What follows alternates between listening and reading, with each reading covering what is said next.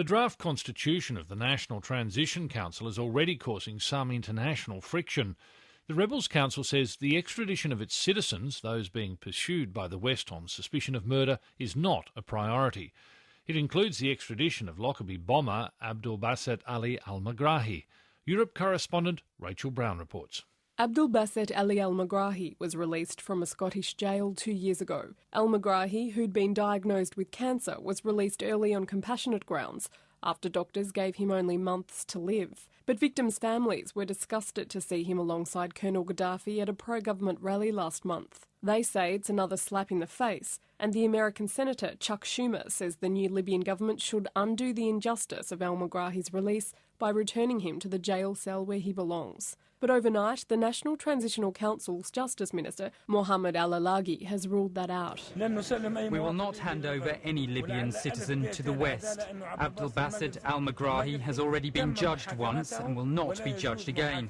And this American demand, which comes from national organisations and not governmental ones, is a demand that has no meaning. We will not hand over any Libyan nationals. It's Gaddafi who hands over Libyan nationals. Al-Megrahi's whereabouts are unknown. His neighbours says he was whisked away by security guards last week when Tripoli fell to the rebel forces. Let's not forget that this is a man who has already been tried, convicted and indeed released on compassionate grounds. Middle East analyst Nabila Ramdani says she's not surprised by the stance of the National Transitional Council. And I think it would be wrong for Libya to start with a huge show trial which has effectively nothing to do with the Arab Spring. Commentators say while the NTC wants to distance itself from every aspect of Colonel Gaddafi's rule, it's also itching to assert its independence, to show it won't be jumping at the behest of any country. The UK was hoping the assistance it's been giving the rebels would prove leverage in its bid to track down a police killer. 25-year-old Yvonne Fletcher was shot dead outside the Libyan embassy in London in 1984 during an anti-Gaddafi protest. It's been revealed a junior diplomat working there at the time, Abdelmajid Salah Ameri, is a suspect. The UK's Foreign Secretary William Hague has played down suggestions the NTC won't cooperate in the hunt for the officer's killer. Well, there is no extradition treaty, and so it is a fact to point that out. But of course we have raised these issues with the National Transitional Council. I did so with Chairman Jalil of the NTC when he visited London in May, and he committed them to fully cooperate with the United Kingdom. While Libyan law currently prohibits the extradition of its citizens, the British Foreign Office says it does, however, allow for its nationals to be tried in Libya for crimes committed overseas. This is Rachael Brown in London reporting for AM.